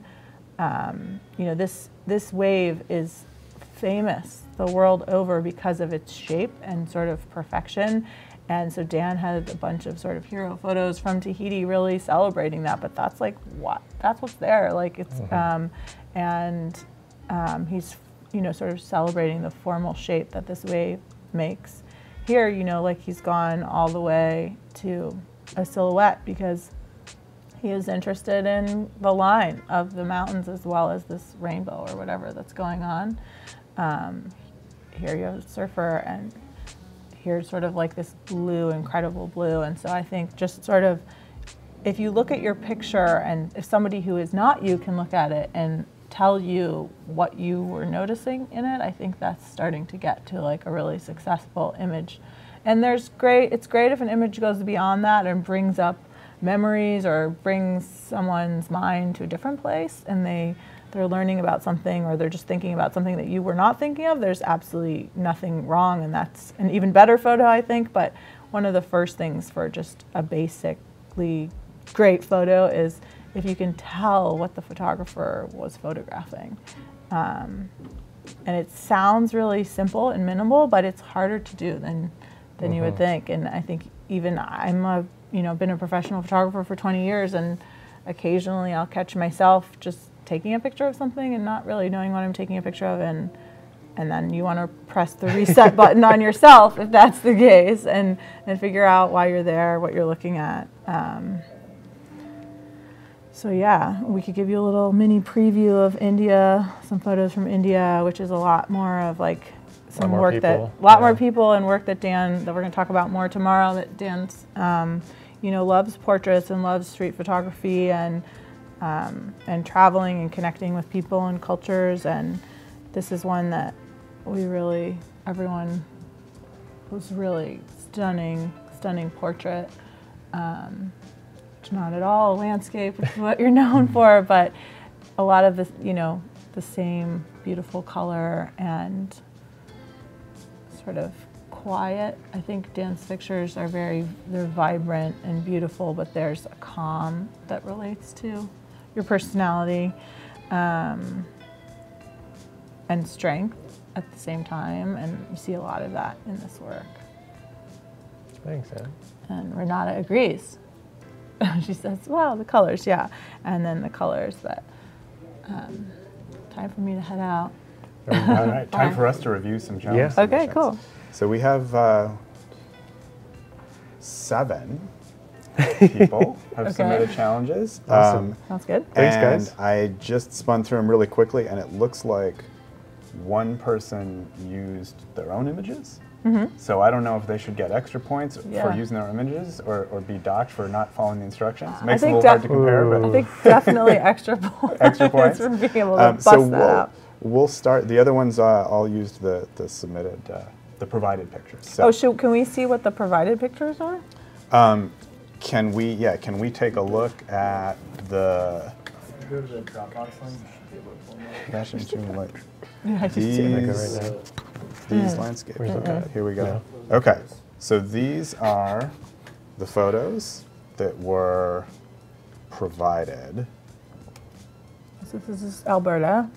So they were supposed to edit too, right? Or just? I think they were supposed to pick 3 of these and edit them. Raw photographs, and then they're just supposed to edit them. Yep, and put them into a Spark page. So those are the photos. All right. So that's what they had to work with, except for I think it was except for Mel, who went crazy. Okay.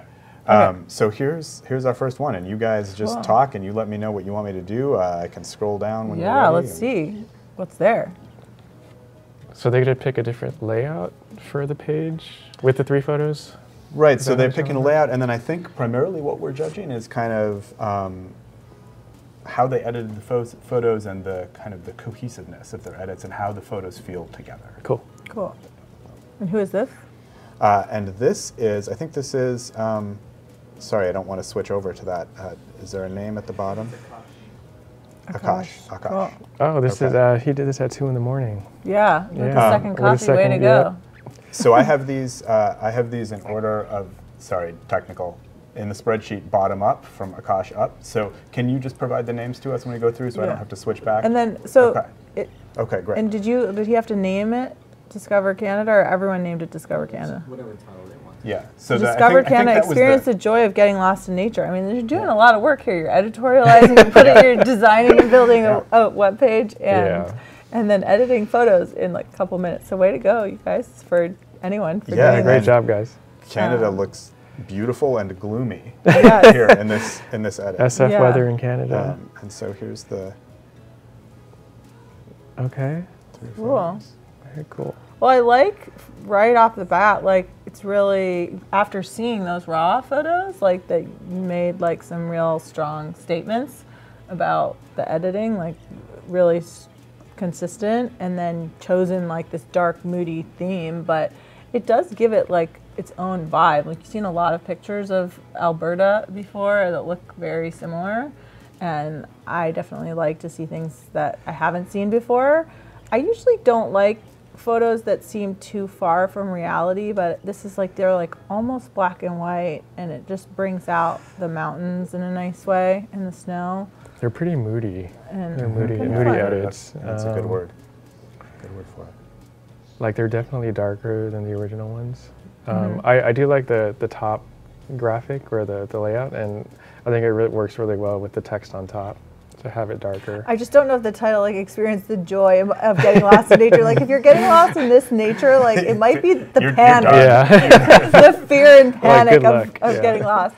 My son is into just like discovered video games, and there's a video game arcade that we found, so that we go to this like retro, it's like 80s style video cabinets, and we go there, and there's one that's Oregon Trail, which was one of the original video games ever, and it's really basic, and you have to type in all these answers to questions, but the goal is to get from somewhere out west, and you just die. It's really hard to get there with it. And I feel like the one thing with this Discover Canada is I'm nervous that I'm going to die getting there. So they came up with their own copy. They did. They came up with their own copy. So let's take a look at some of the, but keep them all in mind as we move along. Okay. Keep your favorites in mind. Yeah, and very nice. And so this next one is. Ooh, I like that. Niagara Falls. So this is the person who used their own. I think this was Mel. And she had to leave, but used her own photos. So Niagara Falls. Not following the visit the Canada side. I like it. I do love that photo. That's a great photo with copy. This was our 2006 Canada trip early in my photo career, but sadly only a Canada trip so far. Go visit. All right. Explore Canada. Oh, wow. I feel like we're there. Yeah. I think that's a great, it looks like you're literally about to fall over the edge. Yeah. These are, it's like Canada for you guys is just a very dangerous place. So far. It's don't look at that. Don't get too close. In Spark, does it naturally give it kind of like a tint when copy goes on top? No. And I'm wondering if she edited it that way. She edited it this way. Because it does look like there's like a black. You may get wet. Or worse. Oh. Oh, nice. Okay, so a little like blog style. Oh, that's a great photo. That's cool. Enjoy the wildlife. Notice the tiny people. All right. I think in terms of view. the photo so far, it feels like she's really bringing us there. Like, I feel like I'm there from the very first photos to the one close to looking over the edge, plus the one with the bird. I like kind of the closer up crops or the photos that she took. There's a lot of variation, like it's not all the same scale, so that's something nice with you telling a story about a place. Like there's like the really close up where you look like you're gonna die going over the edge of the waterfall, and then there's this really pulled back one as well as sort of the medium distances with the birds and stuff. Or that's like a long lens, I guess, not even medium distance. So yeah, it's fun. You guys ready for the next one? Yeah. Incredible Canada. Oh, another moody. Yeah. Moody edit. Oh wait, this is a. Oh wait, is this so somebody else? Do we have two from? Overachiever. Whoa. Well, I'll tell you what. Let's come back if we have time. Kosh is buying. But we've already buying reviewed a lot of one lotto of tickets. So, let's. These Spark pages are fun. Like they're very immersive. Ooh, okay. This is a good contrast from Akash's. Yes. It's the same photo. Is this also Akash's? From sea to sea. Who are we? Do we know who's? Okay. Okay. That's fun. And so from sea to sea. I think the first thing I noticed is the colors on that photo, like versus Akash's was darker and moodier. You see kind of the blues and the warmer tones on the rocks, which is nice. And it's more natural color, which is nice. And then doing some writing. We're not going to read right now what you said. That's the same photo, right? I think that's the same photo as the first one. Canada's a constitutional. Somebody's got a lot to say about it. Oh yeah, cool. I think someone used the gradient tool. Somebody learned. I see two different exposures. Cool. That's fun. Oh wow. Oh, that's nice. Bringing out the color in the foreground there. Oh, and there's more. This is like a strong green Yeah. application. I'm really feeling the trees on that. Wow. Way to go, you Yeah, guys, for that's- like doing a lot of work in a few minutes. Okay, next. Whoa. Hang on. Wow. Back is to the that more dangerous so- side yeah, of things. basically- Yeah, I feel like we're like Canada's- rock climbing right now. It really Yeah. is. What doesn't is it? which picture is So that? yeah, are we looking at like an extreme crop and a rotate here? I don't know. Just gotta keep going. Yeah, I can't even tell Whoa, what photo yeah. that is. It was like a Oh, extreme- wow. He did some, looked like he stretched it. It does look. Well, you know, there's not that many submissions, but they're all really good. Like, I'm impressed. These are definitely stretched. If you're gonna go to the trouble of like importing photos, modifying them, and building a website in 30 minutes, like you're operating at a high rock level. on. Like, you guys know what you're doing. Oh, Special is that thanks to our Paco. Paco? Special thanks to Paco on this one. Yay, Paco. Oh, he You took the photos? Those are my photos. Oh, Oh, nice. there we go. Those are cool. They're really different. They're- They're more abstract Yeah. because you don't see the whole picture and you just see part of it. Plus, they're huge, so I feel like it's hard to tell like place. It's a little tougher to tell place, but I like the feeling of it, and it's much different. It's a different take and a more creative, artsy take. Yeah. And they definitely work together. I mean, they have a consistent aesthetic Totally. along them there. So, all right. Well, if your mic doesn't work, you could just lean in really close. I got it. Shut up. All right. now. Over Ooh. Canada. Basically, you This- guys are all working for the tourism. Yeah, this one I feel like this edit, the tourism board would approve of this edit. I'm not sure that they would. Approve of the hang on. It's dangerous. You're gonna. Well, it depends die on your in the audience, right? If your wilderness. audience is like rock climbers, Yeah, then no, the other that's one true. might, That's true. might, or Jimmy Chin.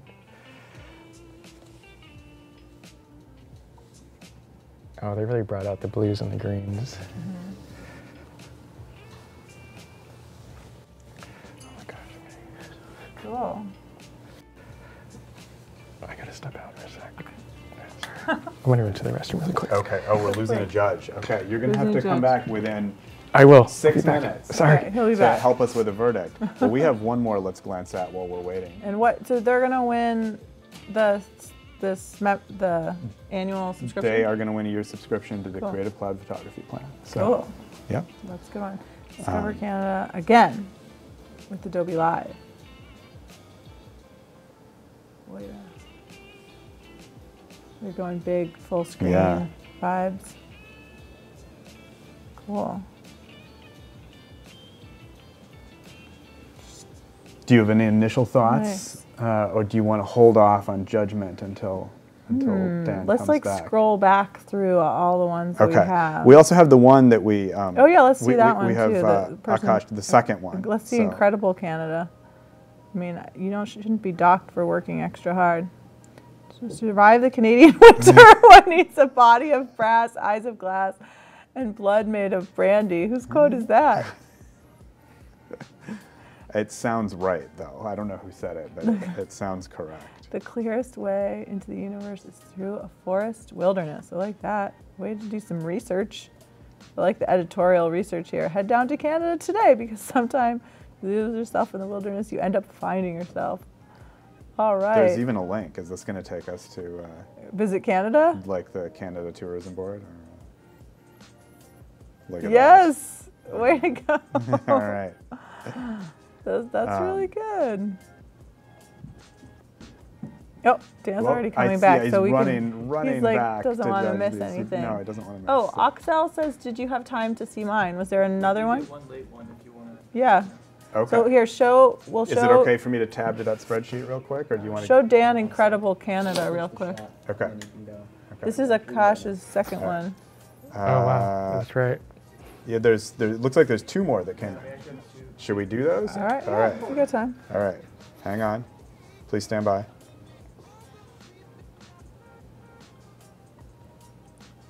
Okay. All right. Two more. Oxel. Here we are. We got you. Nice. This is it. People really did. Sorry, can I just switch? Look at that. Yeah. Isn't that interesting? Those Yeah. people's different takes on stuff with the same, It feels same like raw material. yeah, Yeah. it's pretty incredible what you Yeah. can do with editing. That's more what Canada looks like right there. I'd have to say. Like on a cloudy day, those colors look like actually kind of correct. Even with that photo too, Oh, nice. Yeah, it feels completely different. Yeah, very different. that one. Cool. And Nice these do editing. feel very consistent to me. Yeah. Yeah, I think there's really nice natural color in all of those. I have to say, some people, you know, when they're getting the working links and editorializing, and this just brings it up a little bit for the competition. But on the photo editing side, I think those are some really nice edits. Awesome. All right, we've got one more. Okay. Another Discover Canada. Ooh, I like this edit a lot on this photo. They brought out some of the blue sky on this one versus the last page. It's more blown out. This is more photos. Who's this one from? I'm not sure. What's the name on this one? Way to make Do a we know whose name this is? website in a few minutes, you guys. Yeah, seriously. Well, it's pretty cool that you can do that in Spark. It's not great for designers, but they're going to lose their jobs. Yeah, I'm impressed that you guys made this in. Made this stuff. So I think, Less than like, an hour. if it was just photos, I would judge it differently than if it, because it's like making basically like a whole little mini website. So I don't know. What do you like, Jan? I mean, I don't know if it's fair, but I like the Niagara Falls one. Yeah. No. Oh, I'm uncomfortable with giving the award to the Yeah. person Oh, to who- So I person who's think- not like, following we don't want to along. All right. punish the people So we're No, going for to sure. give did like yeah. a special award. Like the- we could do the- an honorable mention. Yeah, an to honorable that, yeah. mention to But I Mel think- for I think that. Do we have an extra notebook? I don't know. I don't want to make promises I can't keep. So. Yeah. But I think the ones who added some copy kind of Yeah. made it more of like a story and Yeah. told a story versus just putting photos. I think So I would lean towards so. Which Alright, so ones? we've got- Akash. so I let's think see. Akash had it Akash- on his first one. Then we Akash so did it this on is- both, actually. Yeah. Right. So we have. I feel like just for like the sake of, And this was the Niagara Falls. oh yeah, one, Niagara Falls was really fun. You gotta follow the rules if you're gonna win. Sorry, right? So this one had, Yeah, had a lot Discover of, Canada. A lot of info. it was really um, nice editing. This one was really That fun. one's the funniest one. I feel like that one is like the most creative, like really just using the material This to one? make it their Yeah. own. Mhm. So like, I would give that like, and I do think the edits are really pretty too. Like it really brings I think out the all the stuff. transitions also work well with the photos and how they edited, because it almost, you know, the angles and how the composition is very simplified. It works Yeah. with like the lines and the photos is coming one right after the other. Yeah, I So good kind job. of leaning on the crazy rock climbing one. The rock Yeah. climbing one. Are you guys? Oh, that's the one I missed. Are you? I think. Oh, did you not get to see this last one? This Okay. one, yeah. Discover Canada. Okay, with the I think Adobe. they're all. I think everyone gets a like round of applause for Yeah, doing seriously. like quite a lot Yeah, of work great in a really job. short time. Really nice Yep. edits, really different edits too. Like a Yeah, lot it's of great to see the natural incredible color, variety. dramatic color. I think this one gets my vote in terms Oh, yeah? of just straight up edits and photos. Yeah. All right. Well, so Uh-oh. you guys are gonna have to arm wrestle or something. I don't Uh-oh. know. We got about 60 seconds. Well, to Emily's the figure this boss, the out. boss lady. The boss lady. I'm gonna So- go with like that having vision. I think Hang having on. vision's more important than edits, because Then you can straight always aesthetics. go to Adobe Live and go learn more about your editing, but being bold to like trust yourself to do something that you haven't seen before, as an editor, I give that. I'm persuaded I by got that. yeah, but, I got no problem with that. Yeah, All right, but so- everyone, I think I'm very impressed with all of them. Yeah. Good job, you guys. Yeah. Really good work in such a short I know. period of time. And hey, nice photos. Yeah. And Canada, So, you know, so just who's, if you do I have a haven't name? been to Can Canada, do I have a you name guys. here? Whose is this? Claire did, Claire Cross. Claire Alright, Cross. go Claire, you're the winner. Claire is the winner. If you haven't been to Good job, Canada, Claire. just a note, like it's not too scary. So it's beautiful, but despite Akash's beautiful public edits, transportation, really nice people. But that just goes to great show the air. power of editing. You can really change a place the way it feels. It's not the Oregon Trail times, and you will be fine if you go there. So Claire's won your subscription to the Creative Cloud photography plan. Awesome. And I don't know if we I'll see if there's Claire, where are you in the world? I'll see if there's anything we can send to Mel too. Okay, awesome. So, all right. All right. Well, thank you guys so much. This has been really fantastic. So you will both be back tomorrow. I'll be back with both of you guys at the same time tomorrow, and we'll be talking about India. It sounded like the photos you did in India, and about mobile photography specifically. And do you guys have any kind of last words, or do you want to share, Instagram handles or anything like that before we sign off? My Instagram is just Dan Tom, which is both my names. And Tiny Atlas is Tiny Atlas Quarterly, and mine is ER Nathan, but it's on the profile for Tiny Atlas, if you can't remember that. Awesome. And final words of wisdom. Final words? One thing that will be interesting, we're going on a little photo sunset mission with some friends, so we'll have some pictures. Are you doing that tonight? Yeah, that we can edit. For me, final words, I would say if you're into landscapes or just travel, I think the main thing is just to get out there and just bring yourself to a new place. And I feel like Akash needs to sleep now. I feel like photography and stuff will kind of just come naturally once you're there. I think it's easy to be inspired when you go travel. So I just encourage you to get out as much as possible. Cool. Go somewhere. Do something. Go somewhere. Do you have a favorite place you've been? No. I think the trip when I went to South America, personally, that was like a very great trip. I quit my job and went there for 4 months solo. And that's when I shot a lot of stuff. The Chile feature for Tiny Atlas too. Yep. Go ahead. Yeah. Oh no, I'm just like reading that Dan didn't see Incredible India, but I saw it. Yeah. He saw it. They look good. I saw it. Awesome. And we officially have 2 minutes left. Okay. Can we take does anybody have any questions? We still have a lot of people logged on, so if anybody has a question, this is your last minute question. We can preview a little more India stuff for tomorrow if you want, or Yesterday I made us run over, so today I was overly cautious, and now we've got. This extra time. Yeah, we do. If you guys want to go back, we'll just start showing. We won't. So there's a question about is there a challenge for tomorrow? So tomorrow there will be. You start now. Yes, begin work now. Tomorrow there'll be portfolio review, so you guys can submit portfolios, and Emily and Dan will review your portfolios for you. Oh, cool. And how are we going to do that? How are they going to submit a portfolio? Yeah, We'll find out tomorrow. I don't know. We'll find out tomorrow. Some people are saying, what's your favorite Canada location? Banff is beautiful. Vancouver's beautiful. We went to Tofino. There's a lot to Canada. There's a lot more that I want to see. I've been to a bunch of places, but Tofino was incredible. Really enjoyed it there. Mount Robson and Jasper. Yeah, Jasper, Alberta, just in general, is great. One thing that we found with Tiny Atlas that I think really applies to the landscape thing is that pretty much anywhere that we've decided to do create a feature for has been really fun, and it was sort of because Tiny Atlas was created as a personal project, we just sort of approach stuff with what do we want to do here?